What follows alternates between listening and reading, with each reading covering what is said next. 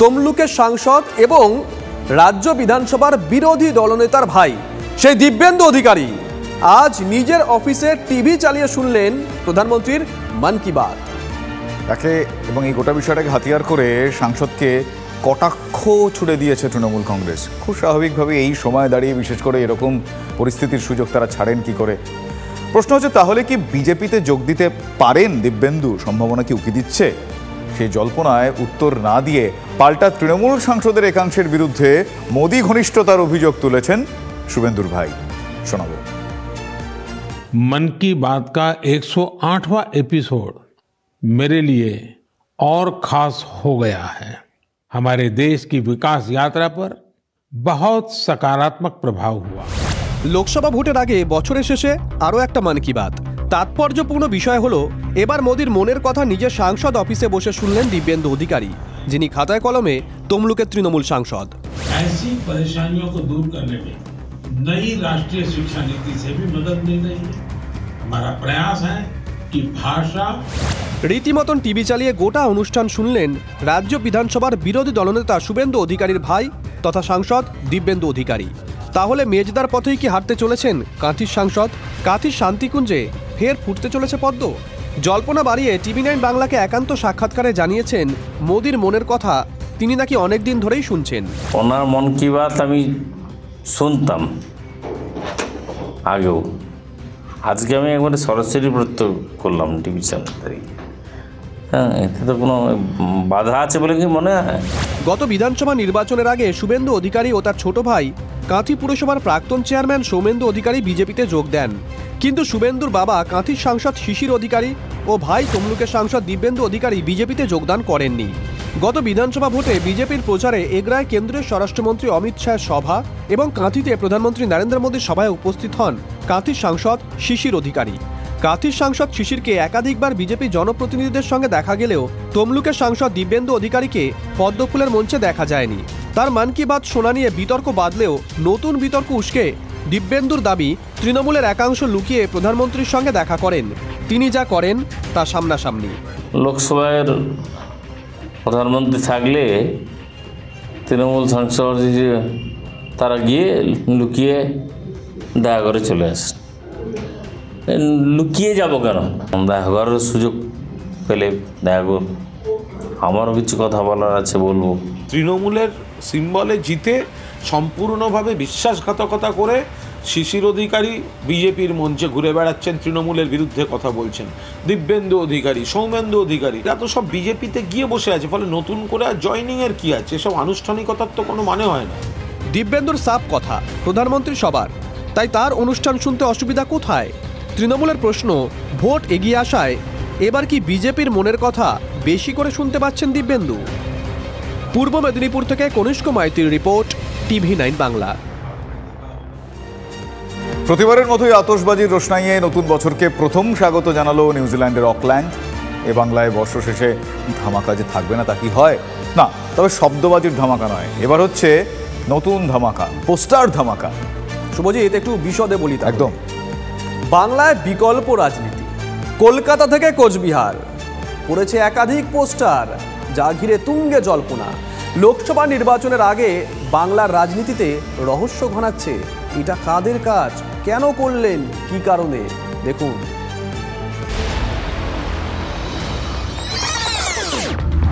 Cooch Behar two Kolkata, Lok Sabha ভোটের আগে রাস্তায় বেনামি পোস্টার, যা ঘিরে শুরু হয়ে গেছে নানা জল্পনা। হবে নাই বা কেন?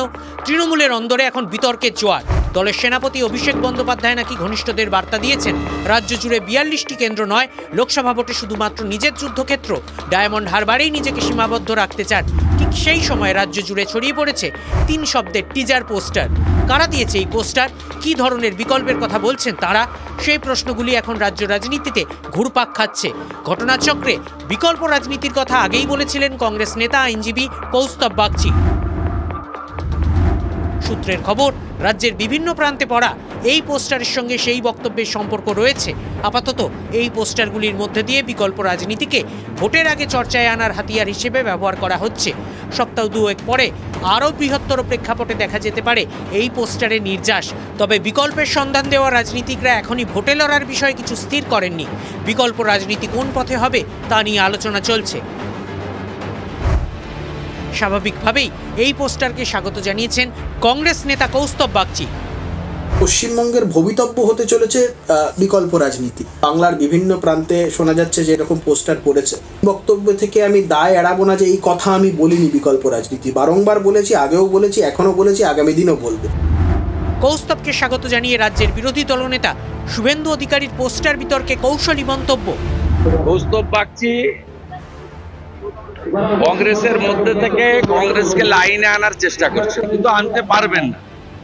কারণ কংগ্রেসের মালিক যারা সোনিয়া গান্ধী, রাহুল গান্ধীরা, তারা চোর মমতার সঙ্গে, তার চোর ভাইপোর সঙ্গে 4 বার বিরিয়ানি খেয়েছে।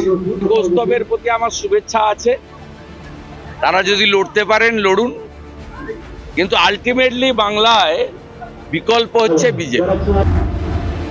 তৃণমূল আবার বলছে লোকসভা ভোটের আগে বিভিন্ন কৌশলে প্রচারে আসার চেষ্টা করছে বিজেপি। যারা বিজেপিকে সাহায্য করে তারা এখন বিজেপির এজেন্ট হিসেবে ভোট কাটুয়ার রাজনীতি করছে। মমতা বন্দ্যোপাধ্যায়কে বামফ্রন্টের বিকল্প হিসেবে মানুষ মেনে নিয়েছিল। যতদিন থাকবেন ততদিন মমতা বন্দ্যোপাধ্যায় থাকবেন, আর কোনো বিকল্প হবে না। জীবন জীবিকার লড়াই এগিয়ে নিয়ে যাওয়ার জন্য রাজনীতি বামপন্থীরা তার মনোভাবে চলেন। আর বাকি কেউ কখনো কিছু বলছেন, সেটা বোধহয় ক্ষুদ্র সাময়িক কোনো স্বার্থ হতে পারে। বিকল্প রাজনীতি বলে সেগুলো মনে হয় না। ওর পিছনে টাকা আছে, অনেক টাকার গল্প আছে। বর্ষবরণের মাঝেই বঙ্গ রাজনীতিতে জাঁকিয়ে বসছে এই পোস্টার বিতর্ক। এটা যে অতি বাম বা বামেরা কেউ দেয়নি সেটা পোস্টারে অন্তত স্পষ্ট। তার কারণ কোথাও গিয়ে গোটা পোস্টার জুড়ে একটা জাতীয়তাবাদের ছোঁয়া, তার পাশাপাশি তেরঙ্গা পতাকার ছোঁয়াটাও পোস্টারে ধরা পড়ছে। কিন্তু অতি বামেরা যেমনভাবে নো ভোট টু বিজেপির দায়িত্ব নিয়েছিল, এই বিকল্প রাজনীতির পোস্টারের দায়িত্ব কাদের সেটা কি প্রকাশ হবে? সময় উত্তর দেবে। ক্যামেরায় দেবব্রত দাসের সঙ্গে প্রদীপ্ত কান্তি ঘোষ, TV9 বাংলা। তবে এই একটা পোস্টার নয়, বিষ্ণুপুরে সেখানে আরও এক পোস্টার পড়েছে। এলাকার বিজেপি সাংসদ সৌমিত্র খাঁর বিরুদ্ধে পড়েছে পোস্টার। একগুচ্ছ অভিযোগ করা হয়েছে ওই পোস্টারে। যদিও তাতে আমল না দিয়ে সৌমিত্র দাবি করছেন যে বিষ্ণুপুরে বড় ব্যবধানে তিনি জিতবেন, কিন্তু তিনি তো প্রকাশ্যে বলছেন আমল দেননি। কিন্তু ভেতরে ভেতরে তিনি কি খোঁজ নেননি? আর পোস্টার বিতর্কে তৃণমূল কারসাজি দেখছে বিজেপি। মানে বিজেপি বলছে যে এটা তৃণমূলের কাজ, পাল্টা শাসক দল মানে তৃণমূল কংগ্রেস দাবি করছে বিজেপির গোষ্ঠী কোন্দলেই এই পোস্টারের কারণ। নিজের খাস তালুকে সৌমিত্র খাঁর বিরুদ্ধে পোস্টার পড়ল। বিজেপি সাংসদের বিরুদ্ধে পোস্টারে তোলা হয়েছে নানা অভিযোগ। বিজেপির টিকিট বিক্রি, অসময় দলের পাশে না থাকার অভিযোগ করা হয়েছে পোস্টারে। ভোটের আগে বিষ্ণুপুর শহরের একাধিক জায়গায় কেন পোস্টার পড়ল, দিলই বা কারা? বিষ্ণুপুর লোকসভা রাজনৈতিক দূষণ বিরোধী সামাজিক সচেতন জনগণের নামে পোস্টার পড়লেও এই সংগঠনের নাম বিষ্ণুপুরবাসীর কাছে কার্যত অজানা। তার বিরুদ্ধে এমন পোস্টার ধর্তব্যের মধ্যেই আনছেন না সৌমিত্র খাঁ। করছেন তারা ভালো থাকবেন, কারণ বিজেপি বাংলায় 35টা সিট পাবে। বিজেপি 35টা সিট পাবে। বিষ্ণুপুর লোকসভায় বিজেপি 3 লক্ষ ভোটে জিতবো, এটা নিশ্চিত হয়ে বলা যায়।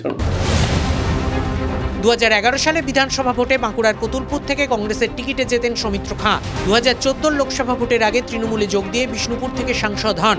আবার 19 লোকসভা ভোটের মুখে ফের দল বদলান। বিজেপির টিকিটে বিষ্ণুপুর থেকে জেতেন সৌমিত্রর পাশে দাঁড়িয়ে পোস্টারের নেপথ্যে তৃণমূলের হাত দেখছেন শুভেন্দু অধিকারী। পাল্টা বিজেপির গোষ্ঠীদ্বন্দ্বের দিকে আঙুল তুলছে তৃণমূল। সৌমিত্রকে কোনো ভোটে হারাতে পারবে না। ও 11তেও কোতলপুরে জিতেছিল। সৌমিত্রকে এসব তৃণমূলের লোকরাই এসব পোস্টার ছাপাচ্ছে, পুলিশ পিছনে আছে। এর সঙ্গে বিজেপির কোনো কর্মীর ব্যাপার নেই। এরা এত গোষ্ঠীদ্বন্দ্বের জের, যার জেরে আজকে আপনাদের মুখেই শুনলাম যে ওই জায়গায় পোস্টার পড়েছে, এবং আমাদের স্থির বিশ্বাস এই গোষ্ঠীদ্বন্দ্ব উপর থেকে নিচ পর্যন্ত বিজেপির চলছে। মাস দুয়েক আগে বিষ্ণুপুরে দুবারের সাংসদ সৌমিত্রকে এক কংগ্রেস নেতার স্মরণ সভায় দেখা যায়। আবার বছর শেষে সেই সৌমিত্রর বিরুদ্ধেই উচ্ছের অভিযোগ তুলে পোস্টারে কি নতুন অঙ্ক তোর খুঁজছে মন্দির নগরী বিষ্ণুপুর। হীরক মুখোপাধ্যায়, বাঁকুড়া। রাজ্য সরকারের সব অনুষ্ঠানের শুরুতে দাঁড়িয়ে গাইতে হবে রাজ্য সঙ্গীত, গাইতে হবে রবীন্দ্রনাথ ঠাকুরের লেখা বাংলার বায়ু বাংলার জল। মুখ্য সচিবের জারি করা নির্দেশিকা ঘিরে বিতর্ক। 1 মিনিট 59 সেকেন্ড ধরে গাইতে হবে রাজ্য সঙ্গীত, অনুষ্ঠানের শেষে হবে জাতীয় সঙ্গীত। রাজ্যের এই নির্দেশিকা নিয়ে প্রশ্ন তুলছে বিরোধীরা। পয়লা বৈশাখকে রাজ্য দিবস হিসেবে ঘোষণা করা হয়েছে। প্রতি বছর সম্মানের সঙ্গে রাজ্য দিবস পালনের কথা বলা হয়েছে। রাজ্য সঙ্গীত করব বলে রবীন্দ্রনাথে কলম চালিয়ে মমতা ব্যানার্জি নিজের মতন করে বাংলা এবং বাঙালিকে উল্টে পাল্টে দিয়ে যখন ধরা পড়ে গেছেন লোকের কাছে, ব্যাপক প্রতিরোধের মুখে এখন তাকে সরতে হলো। এখন রবীন্দ্রনাথকে আর কাটতে পারলেন না শেষমেশ, এবং কি ঘোষণা দিলেন যে সেদিন সবাইকে দাঁড়িয়ে থাকতে হবে। আরে জাতীয় সঙ্গীতের গানের সময় যিনি নিজে নাড়াচাড়া করেন, একবার না একাধিকবার ভিডিওতে দেখা গেছে, তিনি হঠাৎ জ্ঞান বিতরণ করছেন, যেন একটা নতুন কিছু শেখাচ্ছেন, নতুন কিছু করছেন, নতুন কিছু সৃষ্টি করছেন।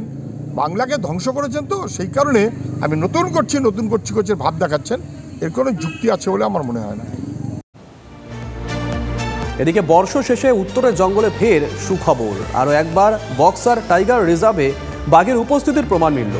দুদিন আগেই বন দপ্তরের ট্র্যাপ ক্যামেরায় বাঘের ছবি ধরা পড়েছিল, আবার ক্যামেরায় ধরা দিল রয়্যাল বেঙ্গল। এর আগে 2021 সালের নভেম্বর মাসে বক্সায় বাঘের ছবি উঠেছিল। 2 বছর পর সেই বক্সাতেই পরপর ক্যামেরাবন্দি রয়্যাল বেঙ্গল টাইগার। তবে কি বক্সায় পাকাপাকি বাসিন্দা হয়ে উঠছে বাঘ? দুটি ছবি কি একই বাঘের নাকি আলাদা বাঘের? আলাদা বাঘ হলে নিশ্চিতভাবেই আরও বড় খবর। টাইগার রিজার্ভে পুনর্জন্মের আশায় বুক বাঁধছে বন দপ্তর।